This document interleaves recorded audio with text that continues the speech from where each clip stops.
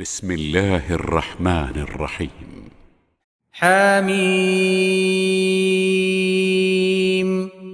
والكتاب المبين إنا جعلناه قرآنا عربيا لعلكم تعقلون وإنه في أم الكتاب لدينا لعلي حكيم أفنضرب عنكم الذكر صفحا أن كنتم قوما مسرفين وكم أرسلنا من نبي في الأولين وما يأتيهم من نبي إلا كانوا به يستهزئون فأهلكنا أشد منهم بطشا ومضى مثل الأولين ولئن سألتهم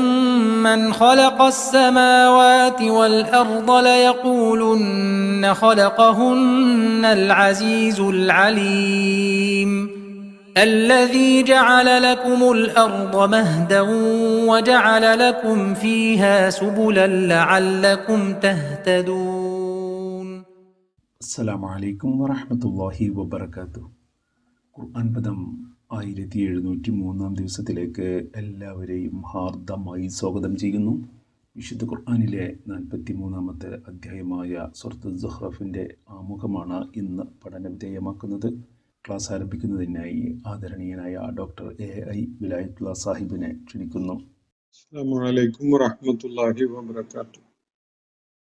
أعوذ بالله من الشيطان الرجيم. بسم الله الرحمن الرحيم.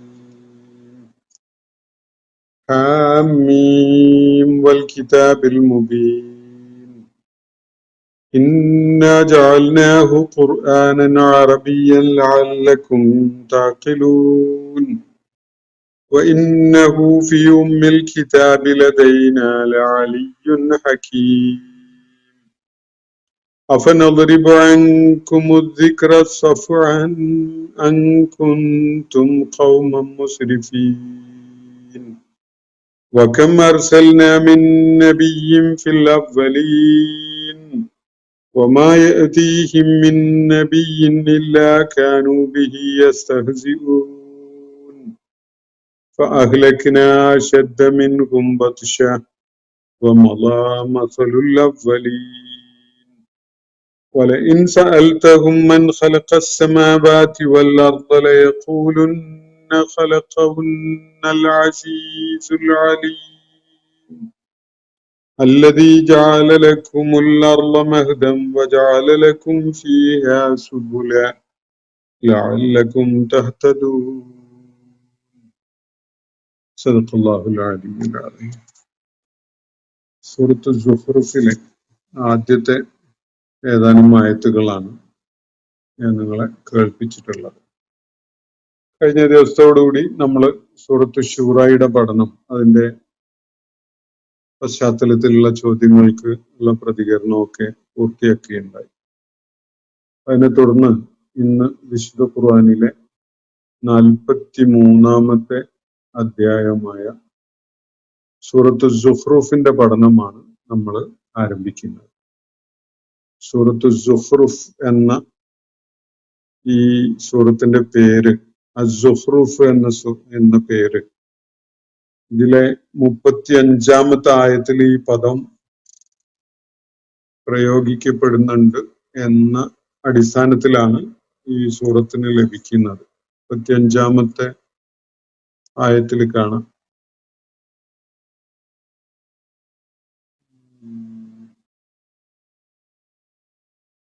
ാണോ 38 ആയത്താണെന്ന് തോന്നുന്നു. എന്തായാലും ഇതിലെ ഒരായത്തില് ഈ പേര് വരുന്ന, ഈ പ്രയോഗം വരുന്നുണ്ട്. അതൊരു വിവരണത്തിന്റെ ഭാഗമായിട്ട് വരുന്ന ഒരു പ്രയോഗമാണ്. ഈ സൂറത്തിന്റെ മുഖ്യമായ പ്രമേയമോ ആശയമോ അല്ല. അതിന്റെ ഈ സൂറത്തിലുള്ള സൂചനകളെ ഇൻഷാ അല്ലാഹ് ആ ആയത്ത് വിവരിക്കുന്ന സന്ദർഭത്തിൽ ഞാൻ വിശദമാക്കാം. ഈ പദത്തിന്റെ അർത്ഥം അറബി ഭാഷയിൽ അതിന് സീനത്ത്, അലങ്കാരം, അല്ലെങ്കിൽ തസീൻ, അലങ്കരിക്കല്, അതുപോലെ സ്വർണം തുടങ്ങിയിട്ടുള്ള ഈ കമനീയമാക്കുന്നതിന്, ആകർഷകമാക്കുന്നതിന് സ്വർണം കൊണ്ടൊക്കെയുള്ള അലങ്കാരങ്ങൾ അണിയുന്നതും അണിയിക്കുന്നതും ഒക്കെയാണ് ഇതിന്റെ അർത്ഥസൂചന. സുഹ്റുഫ് എന്ന വാക്കിന്റെ അർത്ഥം അതാണ്. അത് ഭംഗിയുള്ള വിധത്തിൽ അലങ്കരിച്ചൊരുക്കുന്നതിനാണ് ആ പദം ഉപയോഗിക്കുന്നത്. അപ്പോ സൂറത്തു സുഹ്റുഫ്, അതിന്റെ ബഹുവചനം അറബിയിൽ സഖാരിഫ് എന്നാണ് ഈ പദത്തിന്റെ ബഹുവചനം. നമുക്ക് ആ പദവുമായി ബന്ധപ്പെട്ടുകൊണ്ട് ഈ സൂറത്തിലുള്ള അതിന്റെ പരാമർശത്തിന്റെ സാങ്കത്യവും അതിന്റെ താല്പര്യങ്ങളും ഒക്കെ പിന്നീട് ആ ആയത്ത് പരാമർശിക്കുന്ന ഘട്ടത്തിൽ, പഠന വിധേയമാക്കുന്ന ഘട്ടത്തിൽ നമുക്ക് പരിഗണിക്കാം. ഈ സൂറത്ത് അതിന്റെ മുഖ്യമായൊരു പ്രമേയമൊന്നുമല്ല ഈ പദം സുഹ്റുഫ് എന്നത്. അത് ഒരടയാളമായിട്ട് സൂറത്തിന്റെ പേരായി നിശ്ചയിക്കപ്പെട്ടതാണ്. ഈ സൂറത്തിൽ അങ്ങനെ ഒരു പദം ഉപയോഗിക്കുന്നുണ്ട്. ആ പദം വരുന്ന സൂറത്ത് എന്ന അർത്ഥത്തിൽ മനസ്സിലാക്കുന്നതായിരിക്കും അതിന്റെ ഒരു സാങ്കത്യം. അപ്പൊ ഈ സൂറത്തിന്റെ അവതരണം, ഇതില് 89 ആയത്തുകളാണുള്ളത്. താരതമ്യേന വളരെ ചെറിയ ആയത്തുകളാണ് ഈ സൂറത്തിൽ കാണാൻ സാധിക്കുക. 89 ആയത്തുകൾ ഉണ്ടെങ്കിലും വളരെ ദൈർഘ്യം കുറഞ്ഞ സൂറത്തുകളിൽ ഒന്നാണ് സൂറത്തു സുഹ്റുഫ്. ഈ സൂറത്തിന്റെ അവതരണം ഏത് ഘട്ടത്തിലാണ് എന്നതിന് ചരിത്രപരമായ തെളിവുകളോ അങ്ങനെയുള്ള രേഖകളോ ഒന്നും ലഭ്യമല്ല എന്നാണ് മുഫസ്സിറുകൾ ചൂണ്ടിക്കാണിക്കുന്നത്. ഏത് കാലഘട്ടത്തിൽ അവതരിച്ചു എന്നത് വ്യക്തമാക്കുന്ന ഹദീസുകളോ അല്ലെങ്കിൽ അങ്ങനെ വല്ല ആദ്യകാല ഇസ്ലാമിക പണ്ഡിതന്മാരുടെ നിരീക്ഷണങ്ങളോ അല്ല അതിന് ആധാരമായിട്ടുള്ളത്. മറിച്ച് ഈ സൂറത്ത് മക്കയിൽ ഒരു പ്രത്യേക കാലഘട്ടത്തിലാണ് അവതരിക്കുകയുണ്ടായത് എന്നത് വ്യക്തമാക്കുന്ന വിധത്തിൽ അതിന്റെ ഉള്ളടക്കം വിലയിരുത്തിക്കൊണ്ട് നിരീക്ഷണങ്ങൾ കാണാൻ സാധിക്കും. അപ്പോ അതിന് മനസ്സിലാക്കാൻ പറ്റുന്നത് സൂറത്തുൽ മുഅ്മിൻ, അതുപോലെ സൂറത്തു ശൂറ, സൂറത്തു ഫുസ്സിലത്ത് തുടങ്ങിയിട്ടുള്ള സൂറത്തുകളൊക്കെ അവതരിച്ച ഒരു ഘട്ടമുണ്ട്. ആ ഒരു സന്ദർഭത്തിലാണ്, അല്ലെങ്കിൽ സമാനമായ ഒരു ഘട്ടത്തിലാണ് സൂറത്തു സുഹ്റുഫും അവതരിച്ചിട്ടുണ്ടായിരുന്നത് എന്ന നിലക്കാണ് വിലയിരുത്തപ്പെടുന്നത്. ആശയപരമായിട്ട് സൂറത്തിനെ പരിശോധിക്കുമ്പോൾ ആ ധാരണയിൽ തന്നെയാണ് നമുക്കും എത്തിച്ചേരാൻ സാധിക്കുക. അല്ലാതെ ചരിത്രപരമായി രേഖകളൊന്നും ഈ സൂറത്ത് അവതരിച്ച സമയം എപ്പോഴാണ് എന്ന് വ്യക്തമാക്കുന്ന വിധത്തിൽ ലഭ്യമല്ല. ആ കാലത്തിന്റെ ഒരു പ്രത്യേകത, ഇസ്ലാമിക പ്രബോധന പ്രവർത്തനം നബി സല്ലല്ലാഹു അലൈഹി വസല്ലം വളരെ ഫലപ്രദമായി നിർവഹിച്ചുകൊണ്ടിരിക്കുന്ന ആ ഘട്ടത്തില് ഇസ്ലാമിനോട് ശത്രുതയുള്ളവരായി മക്കയിലെയും പരിസരത്തെ ആളുകൾ അത് ശത്രുത വളരെ കൂടിയ അളവിൽ പ്രകടിപ്പിച്ചുകൊണ്ടിരിക്കുന്ന ഒരു ഘട്ടമാണത്. ആ ഒരു സന്ദർഭത്തിലാണ് അവര് രക്തദാഹികളായി ഇസ്ലാമിക വിശ്വാസം പിൻപറ്റുന്നവരെ ദ്രോഹിക്കാൻ വേണ്ടി ഇറങ്ങി പുറപ്പെടുന്ന ഒരു കാലം. നബി സല്ലല്ലാഹു അലൈഹി വസല്ലമയെ വധിച്ചു കളയാനുള്ള ഗൂഢാലോചനയും അങ്ങനെ നിരന്തരമായി നടക്കുന്നുണ്ട്. ചില ശ്രമങ്ങളൊക്കെ നടക്കുകയും ഉണ്ടായിട്ടുണ്ട്. അപ്പോ ആ ഒരു സന്ദർഭത്തിലാണ് ഈ സൂറത്തിന്റെ അവതരണം. ഈ സൂറത്തില് മുഖ്യമായിട്ടും പ്രതിപാദിക്കപ്പെടുന്നത് യഥാർത്ഥത്തിൽ മക്കയിലെ, വിശേഷിച്ച് അവിടുത്തെ മുശ്രിക്കുകളുടെ വിശ്വാസവും ജീവിത രീതിയും അവർ പിന്തുടരുന്ന മതദർശനവും ഒക്കെ അവ എത്ര പൊള്ളയായ കാര്യങ്ങളെ അടിസ്ഥാനപ്പെടുത്തിക്കൊണ്ടാണ് നിലകൊള്ളുന്നത് എന്ന കാര്യം വളരെ തെളിമയുള്ള വിധത്തില് വെളിപ്പെടുത്തുകയാണ് ഈ സൂറത്തില്. അപ്പോ മക്കയിലെ മുശ്രിക്കുകള് ഇസ്ലാമിന്റെ പ്രവാചകനെ ആക്ഷേപിച്ചുകൊണ്ടിരിക്കുന്ന ഒരു സന്ദർഭത്തില് അവരുടെ ആക്ഷേപങ്ങൾ എന്തുമാത്രം അർത്ഥശൂന്യമാണ്, അവരുടെ വിമർശനങ്ങൾ എന്തുമാത്രം അടിസ്ഥാനരഹിതമാണ് എന്നത് ചൂണ്ടിക്കാണിക്കുന്നതിനോടൊപ്പം തന്നെ ഈ മുശ്രിക്കുകൾ പിന്തുടരുന്ന ആ ജീവിത സരണി, അവരുടെ ജീവിത ദർശനം, അവരുടെ അനുഷ്ഠാനങ്ങള്, അവരുടെ ആചാരങ്ങളും രീതികളും ഒക്കെ തന്നെ എന്തുമാത്രം ബുദ്ധിശൂന്യമായതാണ് എന്ന കാര്യം വെളിപ്പെടുത്തുകയാണ് ഈ സൂറത്ത്. അപ്പോ അവരുന്നയിക്കുന്ന ചില ആക്ഷേപങ്ങൾക്കുള്ള മറുപടി ഇതിൽ വരുന്നുണ്ട്. അവർ പിന്തുടരുന്ന ആ ജീവിത രീതിയിലും അവരുടെ വിശ്വാസ ദർശനത്തിലുമൊക്കെ അടങ്ങിയിരിക്കുന്ന ഏറ്റവും വലിയ മൂഢമായ അല്ലെങ്കിൽ മൗഢ്യത നിറഞ്ഞിട്ടുള്ള ചില തലങ്ങളൊക്കെ വെളിപ്പെടുത്തുന്നുണ്ട്. അപ്പൊ ഇതൊക്കെയാണ് ഈ സൂറത്തിന്റെ മുഖ്യമായ പ്രമേയമായിട്ട് കാണാൻ സാധിക്കും. അത് യഥാർത്ഥത്തിൽ ഖുറൈശികളും അവരെ പോലെയുള്ള ചുറ്റുപാടുമുള്ള ആളുകളും ഒക്കെ തന്നെ ഒരു പാരമ്പര്യ മതത്തിന്റെ ആളുകളായിട്ട് അങ്ങനെ ജീവിച്ചു വരികയാണ്. അവരുടെ മതത്തിന്റെ മൂല്യങ്ങളെയോ ശീലങ്ങളെയോ രീതികളെയോ ഒക്കെ ഉറപ്പിച്ചു പറയുന്നതിന് അവര് പലപ്പോഴും പൂർവികരുടെ മാതൃകകളാണ് ഒരു മാനദണ്ഡമായിട്ട് പറയാറുള്ളത്. പൂർവികര് പിന്തുടർന്നു വരുന്ന മതപരമായ രീതികൾ എന്ന് പറഞ്ഞാൽ ആചാരങ്ങളെയും അനുഷ്ഠാനങ്ങളെയും ഒക്കെ ആ പൂർവികരിലേക്ക് ബന്ധിപ്പിച്ചുകൊണ്ട് അവര് ചെയ്തു വന്നിരുന്നതായതുകൊണ്ട് അത് വളരെ പുണ്യമുള്ളതാണ് എന്ന നിലക്കാണ് അവരതിനെ നോക്കിക്കണ്ടിരുന്നതും ആ ഒരു അടിത്തറയിലാണ് അവര് കാര്യങ്ങളെ വിലയിരുത്തിയിരുന്നതും. പക്ഷെ അത് ശ്രദ്ധേയമായ വിധത്തിൽ തന്നെ യുക്തിരഹിതമായ ഒരു വിശ്വാസ ദർശനവും അതുപോലെ ആചാര രീതിയും ഒക്കെ ആയിരുന്നു എന്നതാണ് വിശുദ്ധ ഖുർആൻ ഇവിടെ ചൂണ്ടിക്കാണിക്കുന്ന കാര്യം. പൂർവികരുടെ രീതികളെ പിൻപറ്റുന്നത് അവരൊരു രീതിയായി അവരുടെ ഒരു സമ്പ്രദായമായി പിന്തുടർന്നു വരുന്നു എങ്കിൽ പോലും എല്ലാ പൂർവികരെയും അവർ ആ നിലക്ക് കാണുന്നില്ല. അവരുടെ തന്നെ ഏറ്റവും നിസ്തുലനായ ഒരു പൂർവിക അവരുടെ ചരിത്രത്തിലെ തന്നെ വളരെ ശ്രദ്ധേയനായ ഒരു വ്യക്തിയാണ് ഇബ്രാഹിം അലൈഹിസ്സലാം, അതുപോലെ ഇസ്മായിൽ അലൈഹിസ്സലാമും ഒക്കെ. അപ്പോ ഇബ്രാഹിം അലൈഹിസ്സലാമിന്റെയും ഇസ്മായിൽ അലൈഹിസ്സലാമിന്റെയും യുക്തിഭദ്രമായ ആശയങ്ങളെ ഉൾക്കൊള്ളാൻ അവര് പൂർവികരായിരുന്നെങ്കിൽ പോലും ഈ സമൂഹം ഒരുക്കമായിരുന്നില്ല എന്നതാണ് വസ്തുത. മറിച്ച് വളരെ മൗഢ്യം നിറഞ്ഞ അബദ്ധം നിറഞ്ഞ ഒരു ജീവിത ദർശനമാണ് പൂർവികരുടെ മതം എന്ന നിലക്ക് അവര് പിന്തുടർന്നു പോന്നിരുന്നത്.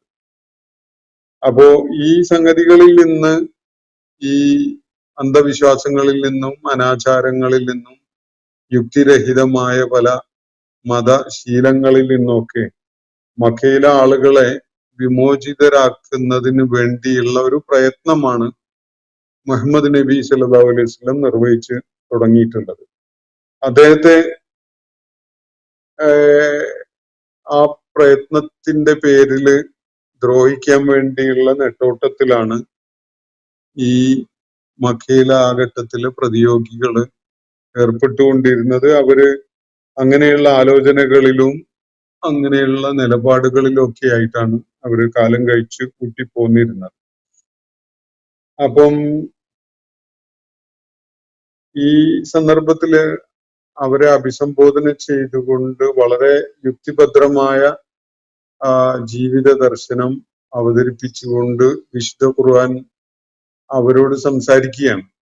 പിന്നിട്ട പല സൂറത്തുകളിലും വളരെ കണിശമായ കൃത്യതയുള്ള യുക്തി തലത്തിൽ അധിഷ്ഠിതമായ കാര്യങ്ങളാണ് വിശുദ്ധ ഖുർആനിൽ അവരെ കേൾപ്പിച്ചുകൊണ്ടിരുന്ന സംഗതി.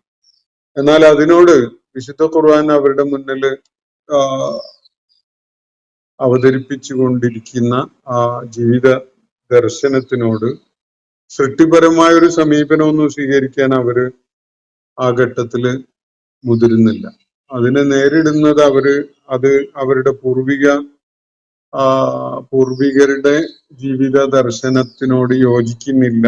അത് പൂർവിക ദർശനമാണ്, ആ പൂർവികരുടെ ജീവിത സരണിയാണ് ഏറ്റവും ഉത്തമമായത് എന്ന വാദഗതിയിലാണ് അവര് മുന്നോട്ട് പോയിരുന്നത്. അപ്പോ അതിന് വിരുദ്ധമായ വിധത്തില് വിശുദ്ധ ഖുർആൻ ചില കാര്യങ്ങൾ വെളിപ്പെടുത്തിക്കൊണ്ടിരുന്നപ്പോ അതിനോട് ശത്രുത കാണിച്ചുകൊണ്ടാണ് പിന്നെ അവര് രംഗത്ത് വരുന്നത്. പക്ഷെ ഒരു കാര്യം ഖുർആൻ ഇവിടെ അടിവരയിട്ട് ബോധ്യപ്പെടുത്തുന്നത്, വിശുദ്ധ ഖുർആൻ മുന്നോട്ട് വെക്കുന്ന യുക്തിപരമായ ജീവിത ദർശനത്തെ അവര് എതിർത്തത് കൊണ്ടോ അതിനോട് അവർ ശത്രുത കാണിച്ചുകൊണ്ട് രംഗത്ത് വന്നത് കൊണ്ടോ ഒന്നും അള്ളാഹു അക്കാര്യം അവതരിപ്പിക്കുന്നത് അവസാനിപ്പിക്കാൻ പോകുന്നില്ല. മുഹമ്മദ് നബി സല്ലല്ലാഹു അലൈഹി വസല്ലം അത് സമൂഹത്തെ കേൾപ്പിക്കുകയും അവരകപ്പെട്ടിരിക്കുന്ന അന്ധകാരത്തിൽ നിന്നും അന്ധവിശ്വാസങ്ങളിൽ നിന്നും ഒക്കെ മോചിപ്പിക്കുന്നതിനുള്ള പ്രയത്നത്തിൽ നിന്ന് അള്ളാഹുവിന്റെ പ്രവാചകൻ പിൻവാങ്ങാനും പോകുന്നില്ല. ഇത് ചരിത്രം സാക്ഷ്യപ്പെടുത്തുന്ന ഒരു കാര്യമാണ്. ഒരു പ്രവാചകനും അള്ളാഹു തന്നെ ചുമതലപ്പെടുത്തിയിട്ടുണ്ടായിരുന്ന അത്തരം ദൗത്യങ്ങള് തന്റെ പ്രബോധിത സമൂഹത്തിന്റെ എതിർപ്പ് കാരണമായിട്ട് വേണ്ടെന്ന് വെക്കുകയുണ്ടായിട്ടില്ല. യൂനുസ് അലൈഹി ഇസ്ലാമിന്റെ ഒരു ചെറിയ അപവാദം അദ്ദേഹവും അത് വേണ്ടെന്ന് വെക്കുകയല്ല ചെയ്തത്. അദ്ദേഹം അസഹ്യമായി കണ്ടപ്പോ നാട് വിട്ടു പോകാൻ ആലോചിക്കുന്ന ഒരു കാര്യമാണ് ചെയ്യുന്നത്. എന്തായാലും പ്രവാചകന്മാര് അവരെ ചുമതലപ്പെടുത്തിയ ദൗത്യം അള്ളാഹു ആവശ്യപ്പെട്ട വിധത്തില് കൃത്യതയോടുകൂടി സാധ്യമാവുന്ന എല്ലാ പൂർണ്ണതയോടും കൂടി നിർവഹിക്കുകയാണ് ചെയ്തിട്ടുള്ളത്. അതുകൊണ്ട് ഇവരുടെ എതിർപ്പ് വിശുദ്ധ ഖുർആൻ അവതരിച്ചുകൊണ്ടിരിക്കുന്ന ആ ഘട്ടത്തില് മുഹമ്മദ് നബി സല്ലല്ലാഹു അലൈഹി വസല്ലം അവർക്കിടയിൽ സംസ്കരണ പ്രവർത്തനം നിർവഹിച്ചുകൊണ്ടിരിക്കുമ്പോൾ അത് തടയാനും അത് അവസാനിപ്പിക്കാനൊക്കെ വേണ്ടിയുള്ള ഇവരുടെ ഈ ഇടപെടലുകൾ അതുകൊണ്ട് പ്രത്യേകിച്ച് ഒരു ഫലവും ഉണ്ടാകാൻ പോകുന്നില്ല എന്നൊരു കാര്യമാണ് ഈ സൂറത്തിൽ അല്ലാഹു ആ സമൂഹത്തെ സാക്ഷി നിർത്തിക്കൊണ്ട് വെളിപ്പെടുത്തുന്നത് അല്ലെങ്കിൽ പ്രഖ്യാപിക്കുന്നത്. വിലങ്ങുതടികൾ പലതും ഉണ്ടാകാം, തടസ്സങ്ങൾ പലതും രൂപപ്പെട്ടു വരാം. പക്ഷെ അതിനെയൊക്കെ തട്ടി നീക്കിക്കൊണ്ട് പ്രവാചകൻ ഈ ദൗത്യവുമായിട്ട് മുന്നോട്ട് പോവുക തന്നെയാണ് ചെയ്യുക. പൂർവിക പ്രവാചകന്മാരൊക്കെ ചെയ്ത പോലെ മുഹമ്മദ് നബി സല്ലല്ലാഹു അലൈഹി വസല്ലമയും ഈ എതിർപ്പുകളെ ഒന്നും വകവെക്കാതെ മുന്നോട്ട് പോവുക തന്നെയാണ് ചെയ്യുക. അതാണ് അള്ളാഹു ഇവിടെ ചൂണ്ടിക്കാണിക്കുന്ന ഒരു കാര്യം. അപ്പം അതിനോട് വളരെ നിഷേധാത്മകമായ ശത്രുതാപരമായ നിലപാട് സ്വീകരിക്കുന്ന മക്കയിലെ ധിക്കാരികളായ ആളുകളെ വളരെ ശക്തമായ ഭാഷയിൽ അള്ളാഹു ഇവിടെ താക്കീത് ചെയ്യുന്നുണ്ട്. അള്ളാഹുവാണ് പ്രപഞ്ചത്തിന്റെ സ്രഷ്ടാവ്, അവനാണ് അനുഗ്രഹദാതാവ് എന്നത് അംഗീകരിക്കുന്ന ആളുകളാണ് മക്കയിലെ ബഹുഭൂരിപക്ഷം വരുന്ന ആളുകൾ, ഈ മുശ്രിക്കുകളൊക്കെ തന്നെ. പക്ഷെ അള്ളാഹുവിന്റെ സ്രഷ്ടാവ് എന്ന പദവിയും റാസിഖ് എന്ന ഈ അനുഗ്രഹദാതാവ് എന്ന പദവിയൊക്കെ തന്നെ അംഗീകരിക്കുന്നവരായിട്ടും അവര് അള്ളാഹുവിന് ചില പങ്കാളികളെ നിശ്ചയിക്കുകയാണ്. എന്നിട്ട് അവര് മുഖേനയാണ് അവര് പലതും നേടാൻ വേണ്ടി ശ്രമിക്കുന്നതൊക്കെ ഉണ്ടെങ്കിൽ, അപ്പൊ അള്ളാഹുവിലേക്ക് തങ്ങളുടെ ആവശ്യങ്ങൾ എത്തിക്കുന്നവരായി അള്ളാഹുവിനോടൊപ്പം ദിവ്യത്വത്തിൽ പങ്കാളിത്തമുള്ള ചിലരൊക്കെ ഉണ്ട് എന്ന ചില സങ്കല്പങ്ങളാണ് അവർ കൊണ്ടു നടന്നിരുന്നത്. അപ്പോ അത് അവര് പല വിധത്തിലും ചെയ്തിരുന്നു. ഒന്ന്, അള്ളാഹുവിന് പുത്രന്മാരുണ്ട് എന്ന് സങ്കല്പിക്കുന്ന ഒരു രീതി. അതുപോലെ മലക്കുകൾ അള്ളാഹുവിന്റെ പുത്രിമാരാണ്, അവരെ ദേവിമാരായി ദേവതകളായി പരിഗണിച്ചുകൊണ്ട് അവരോട് പ്രാർത്ഥിക്കുകയും അവരെ ആരാധിക്കുകയും ചെയ്താൽ അള്ളാഹുവിൽ നിന്ന് കാര്യങ്ങൾ എളുപ്പത്തിൽ നേടിയെടുക്കാൻ സാധിക്കും തുടങ്ങിയ പല വിശ്വാസങ്ങളുമായിരുന്നു. ഇതൊന്നും പ്രവാചകന്മാരുടെ അധ്യാപനങ്ങളുടെ തുടർച്ചയായിട്ട് വരുന്ന കാര്യങ്ങളെ അല്ല, അതിനൊക്കെ വിരുദ്ധമായ കാര്യങ്ങളാണ്. പക്ഷെ അവര് ഇങ്ങനെയുള്ള ചില വിശ്വാസങ്ങളുമായിട്ടാണ് നിലകൊണ്ടിരുന്നത്. അള്ളാഹുവിന്റെ ദാസന്മാരെ അള്ളാഹുവിന്റെ മക്കളായിട്ട് കാണുന്ന ഒരു രീതി, ഈസ അലൈഹി ഇസ്ലാമിനെ ഉസൈറിനെ ഒക്കെ മക്കളായിട്ട് അള്ളാഹുവിന്റെ പുത്രന്മാരായിട്ട് കാണുന്ന ഒരു രീതി, അങ്ങനെയുള്ള ചില ആരോപണങ്ങൾ അവർ ഉന്നയിച്ചിരുന്നു. മലക്കുകളെ കുറിച്ച് അവർ അള്ളാഹുവിന്റെ പെൺമക്കളാണ് എന്ന വിധത്തില് പറയുകയും എന്നിട്ട് അവരെ ദേവതകൾ എന്ന നിലക്ക് പൂജിക്കുകയൊക്കെ ചെയ്തിരുന്നു എന്നതാണ് മറ്റൊരു കാര്യം. യഥാർത്ഥത്തിൽ മലക്കുകൾ അള്ളാഹുവിന്റെ പെൺമക്കളാണ് എന്ന് പറയാൻ അവർക്ക് എന്ത് അടിസ്ഥാനമാണുള്ളത്? അള്ളാഹുവിന്റെ മക്കളാണ് എന്ന് പറയുകയാണെങ്കിൽ അത് അവരുടെ ഒരു യുക്തിപരമായ ഒരു വിലയിരുത്തൽ എന്ന നിലക്ക് മനസ്സിലാക്കാം. പെൺമക്കളാവുന്നത് എങ്ങനെയാണ് എന്നത് അവർക്കൊരിക്കലും തന്നെ വിശദീകരിക്കുക സാധ്യമല്ല. അള്ളാഹുവിന്റെ മക്കളായിട്ട് പോലും കാണാൻ കഴിയില്ല. പക്ഷെ അവരെ ഇനി അങ്ങനെ സങ്കല്പിക്കുകയാണെങ്കിൽ പോലും അള്ളാഹുവിന്റെ മക്കൾ എന്നല്ലേ പറയാൻ കഴിയുള്ളൂ. അള്ളാഹുവിന്റെ പെൺമക്കൾ എന്ന് അവര് മലക്കുകളെ പരാമർശിച്ചുകൊണ്ട് പറയുന്നതിന്റെ സാധ്യത എന്താണ് എന്നതാണ് അവരുടെ ഈ അടിസ്ഥാനരഹിതമായ ഈ വിശ്വാസത്തെ വിലയിരുത്തിക്കൊണ്ട് അള്ളാഹു ഉന്നയിക്കുന്ന ഒരു ചോദ്യം. അള്ളാഹുവിന് അങ്ങനെ തങ്ങളുടെ അള്ളാഹുവിന്റെ മക്കളാണ്, പെൺമക്കളാണ് മലക്കുകൾ എന്ന് ഇവര് പറഞ്ഞുകൊണ്ട് അവരെ ആ നിലക്ക് പൂജിക്കുവാനും ആരാധിക്കുവാനും വിളിച്ചു പ്രാർത്ഥിക്കുവാനും ഒക്കെ തുടങ്ങിയിട്ട് അള്ളാഹു യാതൊരു എതിർപ്പും രേഖപ്പെടുത്തിയിട്ടില്ല എന്നതാണ്, അല്ലെങ്കിൽ അള്ളാഹുവിന്റെ ക്രോധം വെളിപ്പെടുന്ന യാതൊന്നും ഉണ്ടായിട്ടില്ല എന്നതാണ് ഒരു ന്യായമായിട്ട് അവർ പറയുന്നത്. എന്ന് പറഞ്ഞാൽ മലക്കുകളെ അള്ളാഹുവിന്റെ പെൺമക്കളായി കണ്ടുകൊണ്ട് ആ നിലക്ക് അള്ളാഹു ദേവിമാരും ദേവതകളും ഒക്കെ ആയിട്ട് കണ്ടുകൊണ്ട് അവരെ ആരാധിക്കുകയും വിളിച്ച് പ്രാർത്ഥിക്കുകയും ഒക്കെ ചെയ്തല്ലോ മക്കയിൽ ആളുകൾ ചെയ്തുകൊണ്ടിരിക്കുകയാണ്. എന്നിട്ട് ആകാശം ഇടിഞ്ഞു വീഴുകയോ അല്ലെങ്കിൽ എന്തെങ്കിലും ഒരു പ്രകൃതിക്ഷോഭം അള്ളാഹുവിന്റെ ക്രോധമോ ക്ഷോഭമോ പ്രകടിപ്പിക്കുന്ന വിധത്തിൽ ഉണ്ടാവുകയോ ചെയ്തില്ല. അതുകൊണ്ട് അള്ളാഹു അത് അംഗീകരിക്കുന്നു എന്നാണ് അവര് പറഞ്ഞുകൊണ്ടിരുന്നത്. ഇത് അവരുടെ കേവലമായ ഒരു വാദം മാത്രമാണ്. അള്ളാഹു അവരെ ഈ കാര്യത്തിൽ ചോദ്യം ചെയ്യുകയാണ്. ഇത് അവരുടെ ഈ സങ്കല്പിക്കലൊന്നും തന്നെ, ഈ സങ്കല്പനം യഥാർത്ഥത്തിൽ യുക്തി അധിഷ്ഠിതമായതല്ല. ഇവർ കരുതുന്ന പോലെ അള്ളാഹു ക്ഷോഭം രേഖപ്പെടുത്തിയില്ല, അള്ളാഹു അവരെ ശിക്ഷിക്കുകയോ നശിപ്പിച്ചു കളയുകയോ ഒന്നും ചെയ്തില്ല എന്നത് അവർ ചെയ്യുന്ന കാര്യം ശരിയാണ് എന്നതിനുള്ള തെളിവേ ആകുന്നില്ല. കാരണം എന്താണെന്ന് വെച്ചാൽ അള്ളാഹു വിലക്കിയ വേറെ പല കാര്യങ്ങളും ആളുകൾ ഭൂമുഖത്ത് ചെയ്യുന്നുണ്ട്. അവർക്കെതിരിലും അള്ളാഹു ഉടനടി നടപടി എടുക്കുന്നൊന്നും നമ്മൾ കാണുന്നില്ല. പല തിന്മകളും, വ്യഭിചാരം, കളവ്, കൊള്ള, കൊല പോലെയുള്ള തിന്മകൾ ഒക്കെ നടക്കുമ്പോൾ അതൊക്കെ അള്ളാഹു വിലക്കിയ കാര്യങ്ങളാണെങ്കിൽ പോലും അതിനെതിരില് അല്ലെങ്കിൽ അത്തരം സംഗതികൾ ഉണ്ടാകുമ്പോൾ അള്ളാഹുവിന്റെ നടപടി ഉടനടി ഉണ്ടാകുന്നത് നമ്മൾ കാണുന്നില്ല. അതിന്റെ അർത്ഥം അള്ളാഹു ഇത്തരം തിന്മകളെ അംഗീകരിക്കുന്നു, അങ്ങനെ നടന്നോട്ടെ എന്ന നിലയ്ക്ക് അള്ളാഹുവിന്റെ അനുവാദമുണ്ട് എന്നൊക്കെയാണോ അതിന്റെ അടിസ്ഥാനത്തിൽ മനസ്സിലാക്കുക? അതേപോലെ തന്നെയാണ് ഈ അള്ളാഹുവില് പങ്കാളികളായി കണ്ടുകൊണ്ട് പലരെയും ദിവ്യത്വം കൽപ്പിച്ച് സ്വീകരിക്കുന്നതും ചിലരെ അള്ളാഹുവിന്റെ ആൺമക്കളായിട്ട് പരിഗണിക്കുന്നതും മലക്കുകളെ അള്ളാഹുവിന്റെ പെൺമക്കളായിട്ട് പരിഗണിച്ചുകൊണ്ട് അവരെ ആരാധിക്കുന്നതും ഒക്കെ അതിന്റെ പേരിൽ അള്ളാഹു ഒരു കടുത്ത നടപടിയിലേക്ക് പോയിട്ടില്ല എന്ന കാരണത്താൽ അവക്ക് അള്ളാഹുവിന്റെ നടപടി അവയുടെ പേരിൽ അള്ളാഹുവിന്റെ നടപടി ഉണ്ടായിട്ടില്ല എന്നതിനാൽ അതിന് അള്ളാഹുവിന്റെ അംഗീകാരമുണ്ട് എന്ന് സങ്കല്പിക്കുക വയ്യ എന്നാണ് ഖുർആൻ ഇവിടെ ചൂണ്ടിക്കാണിക്കുന്നത്. അപ്പോൾ മക്കയിലെ ആളുകളുടെ ഇത് സംബന്ധമായ വാദം വളരെ അടിസ്ഥാനരഹിതമായതാണ് എന്നാണ് വ്യക്തമാക്കുന്നത്. യഥാർത്ഥത്തിൽ ഇവരുടെ മനോവിലാസങ്ങളല്ല, ഇവരുടെ തോന്നലുകളല്ല കാര്യങ്ങളെ നിർണയിക്കുന്നതിന് അടിസ്ഥാനമാവേണ്ടത്. മറിച്ച് അള്ളാഹു മനുഷ്യകുലത്തിന്റെ മാർഗദർശനത്തിനായിട്ട് അവതരിപ്പിച്ച വേദങ്ങളും ആ വേദങ്ങളിലെ വാക്യങ്ങൾക്കും നിർദ്ദേശങ്ങൾക്കും ഒക്കെയായി അള്ളാഹുവിന്റെ ദൂതൻ നൽകിയിരിക്കുന്ന വിശദീകരണങ്ങളുമാണ് മാനദണ്ഡമായി കാണേണ്ടത്.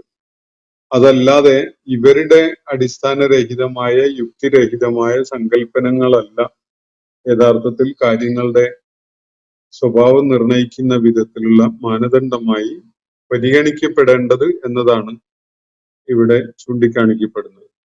അപ്പൊ അവര് ചില നിലപാടുകളിൽ എത്തുന്നത് മലക്കുകളുടെ കാര്യത്തില്, അതുപോലെ ചില വ്യക്തികളുടെ കാര്യത്തിൽ അള്ളാഹുവിന്റെ പുത്രന്മാരാണ് എന്ന് കാണുന്നത്, മലക്കുകൾ അള്ളാഹുവിന്റെ പുത്രിമാരും ദേവതകളും ദേവിമാരും ഒക്കെയാണ് എന്ന് കാണുന്നത്. ഇതിനൊക്കെ എന്ത് തെളിവുണ്ട് എന്ന് ചോദിച്ചാൽ ഈ ആളുകള് ചൂണ്ടിക്കാണിച്ചിരുന്നത് അവരുടെ പൂർവികരുടെ അവർ പിന്തുടർന്നു വന്ന രീതികളെയാണ്. ഞങ്ങളുടെ പൂർവികർ അങ്ങനെയാണ് അവയെ മനസ്സിലാക്കിയിരുന്നതും ഉൾക്കൊണ്ടിരുന്നതും, അതുതന്നെയാണ് ഞങ്ങൾക്ക് തെളിവും മാതൃകയും എന്നാണ് അവര് പറയാറുണ്ടായിരുന്നത്. എന്നാൽ പൂർവിക മതം, പൂർവികര് പിന്തുടർന്നിരുന്ന ജീവിത രീതി അത് അബദ്ധം നിറഞ്ഞതാണെങ്കിൽ അത് കൈയൊഴിയുന്നതിനെ കുറിച്ച് അവരെന്തുകൊണ്ട് ആലോചിക്കുന്നില്ല? പൂർവികര് പിന്തുടർന്നിരുന്നത് അങ്ങേയറ്റം ബുദ്ധിശൂന്യമായ സംഗതിയാണെങ്കിലും അത് പ്രകൃതി വിരുദ്ധമായ ആശയങ്ങളായിരുന്നെങ്കിൽ പോലും അവരതൊന്നും കൈയൊഴിയാൻ സന്നദ്ധരാവുന്നില്ല. അതുപോലെ ഏറ്റവുമേറെ സത്യം ഉദ്ഘോഷിച്ചതിന്റെ പേരില് അങ്ങേയറ്റത്തെ ത്യാഗം അനുഭവിക്കേണ്ടി വന്ന അവരുടെ പൂർവികനായ ഒരു വ്യക്തിയാണ് ഇബ്രാഹിം അലൈഹിസ്സലാമും അദ്ദേഹത്തിന്റെ മകൻ ഇസ്മായിൽ അലൈഹിസ്സലാമും ഒക്കെ.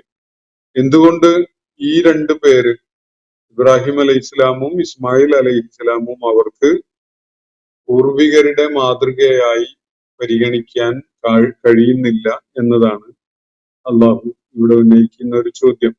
അപ്പോ ഇബ്രാഹിം അലൈഹി ഇസ്ലാം അവരുടെ പൂർവികനാണ്, ഇസ്മായിൽ അലൈഹി ഇസ്ലാം അവരുടെ പൂർവികനാണ്. പക്ഷെ അവരുടെ പാത ഇവര് പൂർവികരെ പിന്തുടരുക എന്ന നിലക്ക് പോലും പിന്തുടരുന്നില്ല, പ്രയോജനപ്പെടുത്തുന്നില്ല. അപ്പോ ഇതല്ലാത്ത പൂർവികരുടെ ചില അനുഷ്ഠാന രീതികളും ആചാരങ്ങളും ഒക്കെയാണ് ഞങ്ങൾ പിന്തുടരുന്നത് എന്ന് പറയുക അല്ലാതെ യുക്തിപരമായ എന്തെങ്കിലും അടിത്തറയോ വല്ല ദൈവിക വെളിപാടുകളുടെയും പിൻബലമോ ഒന്നും അവര് ചെയ്തുകൊണ്ടിരിക്കുന്ന കാര്യങ്ങൾക്കില്ല. അപ്പോ അവര് അവരുടെ സ്വന്തം നിലക്ക് തന്നെ പൂർവികര് പറഞ്ഞു വെച്ചതോ അല്ലെങ്കിൽ പിന്തുടർന്നു വന്നതോ കൂടാതെ തങ്ങളുടെ പല തോന്നലുകളുടെയും അടിസ്ഥാനത്തില് അവര് സ്വയം രൂപീകരിച്ചുണ്ടാക്കിയതൊക്കെയായ സങ്കല്പങ്ങൾ, അത് അള്ളാഹുവിനോടൊപ്പം ദിവ്യത്വത്തിലെ പങ്കാളികളായി വേറെ പലരും ഉണ്ട് എന്നൊക്കെയുള്ള അത്തരം സങ്കല്പങ്ങൾ, ഇത് അവരുടെ കേവലമായ ഭാവനാവിലാസങ്ങളോ അല്ലെങ്കിൽ അങ്ങനെയുള്ള അവരുടെ ഇമാജിനേഷനിൽ അവര് രൂപപ്പെടുത്തിയെടുത്ത സംഗതികളോ മാത്രമാണ്. ഇതേപോലെ തന്നെയാണ് ഈസാ അലൈഹി ഇസ്ലാമിന്റെ കാര്യത്തിൽ അവര് ദൈവപുത്രനാണ് എന്ന് പറഞ്ഞുകൊണ്ടിരുന്നവരുടെ നിലപാടും, അതുപോലെ മറിയം റളിയല്ലാഹു അൻഹയെ കുറിച്ച് ദിവ്യത്വത്തില് പങ്കാളിയാണ് എന്ന നിലയ്ക്ക് അവര് പറഞ്ഞുകൊണ്ടിരുന്നതൊക്കെ ഇതേപോലെ യാതൊരു അടിത്തറയും ഇല്ലാത്ത കാര്യങ്ങളാണ് എന്നതാണ്. അവരാരെങ്കിലും ഉദാഹരണത്തിന് ഈസാ അലൈഹി ഇസ്ലാമോ അല്ലെങ്കിൽ അദ്ദേഹത്തിന്റെ മാതാവ് മറിയം റളിയല്ലാഹു അൻഹയോ തങ്ങളെ ആരാധിക്കണം എന്ന് പഠിപ്പിച്ചിട്ടുണ്ടോ എന്നൊരു ചോദ്യം ഖുർആൻ ഇവിടെ ഉന്നയിക്കുന്നുണ്ട്. അപ്പോ ഈസാ അലൈഹി ഇസ്ലാം ഒരിക്കലും തന്നെയാണ് ആരാധിക്കേണ്ടത് എന്ന് പഠിപ്പിച്ചിട്ടില്ല. മറിയം റളിയല്ലാഹു അൻഹക്ക് അങ്ങനെ ഒരു അവകാശവാദം ഉണ്ടായിരുന്നില്ല. അദ്ദേഹം മറ്റെല്ലാ പ്രവാചകന്മാരും നിർവഹിച്ചതുപോലെയുള്ള ദൗത്യം തന്നെയാണ് നിർവഹിച്ചിട്ടുള്ളത്. ഇപ്പോ മുഹമ്മദ് നബി സല്ലല്ലാഹു അലൈഹി വസല്ലം അവരെ കേൾപ്പിച്ചുകൊണ്ടിരിക്കുന്നതും അവര് അംഗീകരിക്കാതെ തള്ളിക്കളയുന്നതും ഒക്കെ തന്നെയും ഇതേ ഏകദൈവത്വ വിശ്വാസത്തിന്റെ ദർശനമാണ്. ഇപ്പോ മുഹമ്മദ് നബി സല്ലല്ലാഹു അലൈഹി വസല്ലം അവർക്ക് സ്വീകാര്യനാവാതിരിക്കുന്നതിന്റെ കാരണം എന്താണ് എന്നത് ഇവിടെ പരിശോധിക്കപ്പെടുന്നുണ്ട്. അവർ കാണുമ്പോ മുഹമ്മദ് നബി സല്ലല്ലാഹു അലൈഹി വസല്ലം ചെറുപ്രായം മുതൽ തന്നെ അനാഥനായിട്ട് ജീവിച്ച ആളാണ്. അതുപോലെ പല നിലക്കുമുള്ള അനാഥത്വത്തിന്റെ ശേഷിപ്പുകളും പേറിക്കൊണ്ടാണ് അദ്ദേഹം യൗവനത്തിലേക്ക് എത്തുന്നതും. അതുപോലെ അദ്ദേഹം ഒരു പദവി അലങ്കരിച്ച ആളോ സമ്പന്നതയില് ആറാടിക്കൊണ്ടിരുന്ന ആളോ അല്ല. ഏതെങ്കിലും നിലക്കുള്ള അധികാരമോ നേതൃത്വമോ ഒന്നും അദ്ദേഹത്തിന്റെ കയ്യിൽ നിക്ഷിപ്തമായിട്ടുണ്ടായിരുന്നില്ല. ഇതുകൊണ്ടൊക്കെ തന്നെ അവര് മുഹമ്മദ് നബി സല്ലല്ലാഹു അലൈഹി വസല്ലമയെ എന്തെങ്കിലും നിലക്ക് ഗൗരവമുള്ള, പ്രാധാന്യമുള്ള ഉത്തരവാദിത്വം ചുമതലപ്പെടുത്തപ്പെടാൻ സാധ്യതയുള്ള ആളാണ് എന്ന് കാണുന്നേ ഇല്ല. ഇതേ വിധത്തിലുള്ള ഒരു ആക്ഷേപമാണ് യഥാർത്ഥത്തിൽ ചരിത്രത്തില് മൂസ അലൈഹിസലാം ഫിറൗന്റെയും അയാളെ പിന്തുണക്കുന്ന ആളുകളുടെയും അടുക്കൽ നിന്ന് ഏറ്റുവാങ്ങേണ്ടി വന്നിട്ടുള്ളത്. ഫിറൗൻ പറഞ്ഞുകൊണ്ടിരുന്നത് തന്നെ വളരെ വിചിത്രമായ ഒരു കാര്യമാണ്. എന്താണെന്ന് പറഞ്ഞാല്, ഇപ്പോ ഈ ഖുറൈശികളുടെ വാദം ഉണ്ടായിരുന്നത് മക്കയും ത്വായിഫുമാണ് അവരുടെ മുഖ്യമായ ആ ഘട്ടത്തിലെ പട്ടണങ്ങൾ. ഈ പട്ടണങ്ങളിലുള്ള പ്രമുഖരായ പ്രമാണിമാരെ ആരെങ്കിലും ആണല്ലോ ദൈവം തന്റെ ദൂതനായിട്ട് തെരഞ്ഞെടുത്ത് നിയോഗിക്കേണ്ടിയിരുന്നത്. നമ്മുടെ കൂട്ടത്തിൽ ആരും അല്ലാത്ത ഒരു ഏഴാം കൂലിയായി, അല്ലെങ്കിൽ ഒരു പ്രാധാന്യവും ഇല്ലാത്ത വിധത്തിൽ ജീവിച്ച ഈ മുഹമ്മദ് എന്ന വ്യക്തിയാണോ അള്ളാഹു പ്രവാചകനായിട്ട് നിയോഗിക്കപ്പെടാൻ അർഹതയുള്ളത്? നമ്മള് തറവാട്ടുകാര്, പ്രമാണിമാര്, ഉയർന്ന പല പദവികളും അലങ്കരിക്കുന്ന ആളുകളൊക്കെ ഇവിടെ ഉണ്ടായിട്ട് ഇവരെയൊക്കെ അവഗണിച്ചുകൊണ്ട് ഈ മുഹമ്മദിനെയാണോ ദൂതനായി നിശ്ചയിച്ചിരിക്കുന്നത് എന്നതാണ് അവരുന്നയിച്ചിരുന്ന ഒരു ചോദ്യം. ഇതേ ചോദ്യമാണ് യഥാർത്ഥത്തിൽ ഫിറൗൻ അദ്ദേഹത്തിന്റെ അടുക്കലേക്ക് മൂസ അലൈഹി ഇസ്ലാം കയറി വന്ന ഘട്ടത്തില് ഉന്നയിക്കുകയുണ്ടായത്. ഒരു പേരുദോഷം വരുത്തിയിട്ട് നാട് വിട്ടുപോയ അടിമവർഗത്തിൽപ്പെട്ട ഒരുത്തനെയാണോ ദൈവം ദൂതനായിട്ട് അയക്കുക? ഇതാണ് അയാൾ ഉന്നയിച്ചിരുന്ന ഒരു ചോദ്യം. ദൈവം വിണ്ണിലെ രാജാവാണെങ്കിൽ മണ്ണിലെ രാജാവ് ഞാനാണ്. വിണ്ണിലെ രാജാവ് മണ്ണിലെ രാജാവിന് ഒരു സന്ദേശം കൊടുത്തയക്കുകയാണെങ്കിൽ അത് നിർവഹിക്കാൻ യാതൊരു പ്രാധാന്യവും ഇല്ലാത്ത ഒരു ഏഴയായ ഒരു വ്യക്തിയെ അവൻ തെരഞ്ഞെടുത്ത് അയക്കുമെന്നാണോ പറയുന്നത് എന്നതാണ് ഫിറൗൻ ഉന്നയിച്ചിരുന്ന നിന്ദിച്ചുകൊണ്ട് നടത്തിയ സംസാരത്തിലൊക്കെ അടങ്ങിയിട്ടുണ്ടായിരുന്ന അതിന്റെ ഒരു ചൈതന്യം, ആ ചോദ്യത്തിന്റെ അല്ലെങ്കിൽ അയാളുടെ പ്രതികരണത്തിന്റെ ഒരു ചൈതന്യം അതാണ്. അങ്ങനെ എന്റെ അടുക്കലേക്ക് ഈ മൂസായെ ദൂതനായിട്ട് അയക്കുന്ന ഒരു ദൈവമില്ല എന്ന ഒരു സംസാരമാണ് ഫിറൗൻ നടത്തിയിരുന്നത്. കാരണം മൂസ അതിനൊന്നുള്ള യോഗ്യതയുള്ള, ഔന്നത്യമുള്ള, പ്രാധാന്യമുള്ള അല്ലെങ്കിൽ പദവി അലങ്കരിക്കുന്ന ആളൊന്നുമല്ല. അതുകൊണ്ട് തന്നെ ഈ വളരെ അപ്രധാനനായ, വളരെ അപ്രസക്തനായ ഒരു വ്യക്തി എന്നുള്ള നിലക്ക് മൂസായെ അതിന് അയക്കുക എന്നത് ഒരിക്കലും യോജിച്ച ഒരു സംഗതിയല്ല. വിണ്ണിലെ രാജാവിന് വല്ലതും ഒക്കെ എന്നെ അറിയിക്കാനുണ്ടെങ്കിൽ അതിന് പറ്റിയ വേഷഭൂഷാദികളുള്ള ഒരു സ്വർണ്ണ ആഭരണങ്ങളൊക്കെ അണിഞ്ഞ് സ്വർണ്ണ നൂലുകൾ കൊണ്ടുള്ള കസവ് ഒക്കെയുള്ള വസ്ത്രങ്ങൾ അണിഞ്ഞുകൊണ്ടുള്ള ഒരു മലക്ക് തന്നെയല്ലേ വരേണ്ടത് എന്നതാണ്. അതും വേണ്ടപ്പെട്ട ആളുകളുടെ അകമ്പടിയോടുകൂടി, അല്ലെങ്കിൽ ആ വിധത്തില് സ്വർണം അണിയിക്കപ്പെട്ടിട്ടുള്ള ഒരു ദൂതൻ വരികയും അകമ്പടിയായിട്ട് മലക്കുകള് പറഞ്ഞയക്കപ്പെടുകയോ ഒക്കെ ചെയ്യുകയാണല്ലോ ഉണ്ടാവുക. ഈ മൂസായെ പോലെയുള്ള ഒരാളെ ഒന്നും എന്തായാലും എന്നെ പോലെയുള്ള വിശിഷ്ടനായ ഒരാളുടെ അടുക്കിലേക്ക് അള്ളാഹു വിണ്ണിലെ രാജാവ് പറഞ്ഞു വിടുകയില്ല എന്നതാണ് ഫിറോൻ പറഞ്ഞുകൊണ്ടിരുന്നതിന്റെ ഒരു ആകത്തുക. അപ്പോ ഈ അവിശ്വാസികളുടെ, മക്കയിലെ അവിശ്വാസികളുടെ ഇത്തരം മൂഢധാരണകളെ എക്സ്പോസ് ചെയ്തുകൊണ്ടുള്ള, അവയെ തുറന്നു കാണിച്ചുകൊണ്ടുള്ള ഒരു ഭാഷണമാണ് ഈ സൂറത്ത് സുഹ്റുഫില് നമുക്ക് കാണാൻ സാധിക്കുക. ആകാശങ്ങളും ഭൂമിയും ഒക്കെ സൃഷ്ടിച്ചവനായ പ്രപഞ്ചത്തിന്റെ നാഥൻ, പ്രപഞ്ചത്തിന്റെ സൃഷ്ടാവായ റബ്ബ്, ഇവക്കൊന്നും പ്രത്യേകമായിട്ടുള്ള ആകാശത്തിനോ അല്ലെങ്കിൽ ഗോളങ്ങൾക്കോ ഭൂമിക്കോ ഒന്നും പ്രത്യേകം ദൈവങ്ങളൊന്നുമില്ല. ഇവയൊക്കെ ഒന്നിച്ച് രൂപകൽപ്പന ചെയ്തിട്ടുള്ള ഒരേ ഒരു സൃഷ്ടാവായ അള്ളാഹുവാണ് ഉള്ളത്. ഇതാണ് എല്ലാവരും വിധേയപ്പെടാൻ, എല്ലാവരും കീഴ്പ്പെടാൻ, എല്ലാവരും ആരാധനയ്ക്കായി പരിഗണിക്കാൻ അർഹനായ ഒരേ ഒരു ദൈവം എന്നതാണ് തുടർന്ന് വ്യക്തമാക്കപ്പെടുന്നത്. അപ്പോ ഈ ആളുകൾക്ക് ഇക്കാര്യത്തിൽ തീരുമാനമെടുക്കാനുള്ള സ്വാതന്ത്ര്യമുണ്ട്.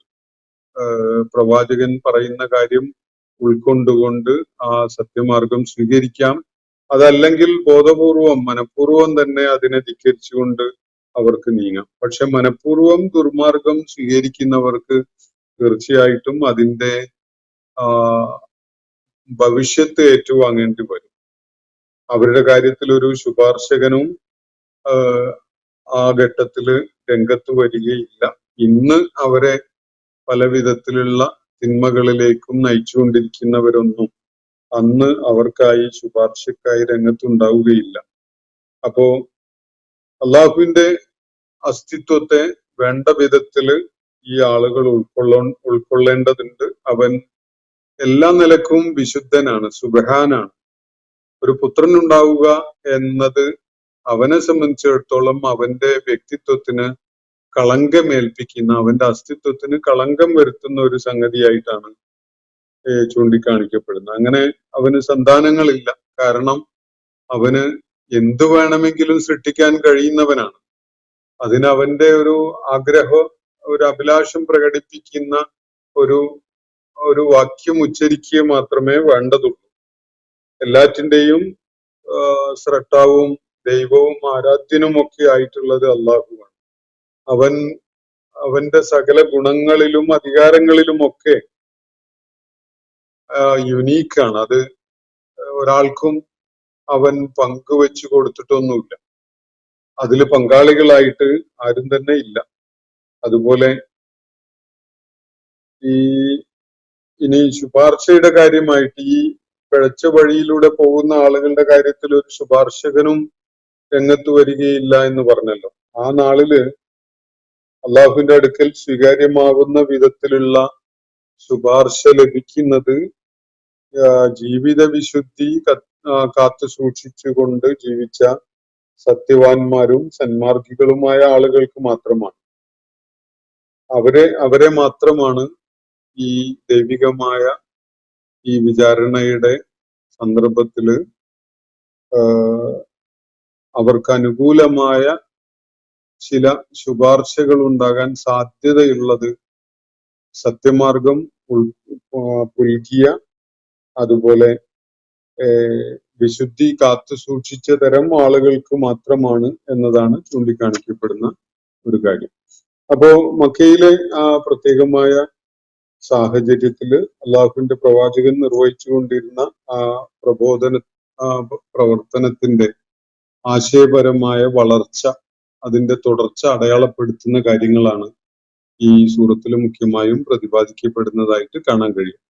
ആ മുന്നോട്ട് വെക്കുന്ന ആർഗ്യുമെന്റ്സിനുള്ള പിൻബലമായിട്ടാണ് ചില ചരിത്ര പരാമർശങ്ങളും അതുപോലെ ചരിത്ര കഥാപാത്രങ്ങളും ഒക്കെ ഈ സൂറത്തിൽ കടന്നു വരുന്നത് എന്നതും ശ്രദ്ധേയമാണ്. അപ്പോ ഇന്നത്തെ സെഷൻ ഞാനിവിടെ അവസാനിപ്പിക്കുകയാണ്. സൂറത്ത് സുഹ്റുഫിനെ പരിചയപ്പെടുത്തിക്കൊണ്ടാണ് ഞാൻ സംസാരിച്ചിട്ടുള്ളത്. മക്കയിൽ എതിർപ്പും ശത്രുതയും ഒക്കെ കൂടി വന്ന, അതിന്റെ ഏറ്റവും ഉച്ചിയിലെത്തുന്ന ആ ഘട്ടത്തില് സൂറത്തുൽ മുഅ്മിനും സൂറത്തു ശൂറയും സൂറത്തു ഫുസ്സിലത്തും ഒക്കെ അവതരിച്ച സമാനമായ ഘട്ടത്തിലാണ് സൂറത്തു സുഹ്റുഫും അവതരിച്ചത് എന്നാണ് മനസ്സിലാക്കാൻ സാധിക്കുന്നത്. 89 ആയത്തുകൾ അടങ്ങിയിട്ടുള്ള ഈ സൂറത്ത് മുഖ്യമായിട്ടും മക്കയിലെ പ്രബോധിത സമൂഹം വെച്ചു പുലർത്തിയിരുന്ന വിശ്വാസങ്ങളുടെയും ജീവിത രീതിയുടെയും ഒരു വിമർശനം അല്ലെങ്കിൽ ഒരു പൊളിച്ചെഴുത്ത് ആണ് നിർവഹിക്കുന്നത് എന്നതും ശ്രദ്ധേയമായ ഒരു കാര്യമാണ്.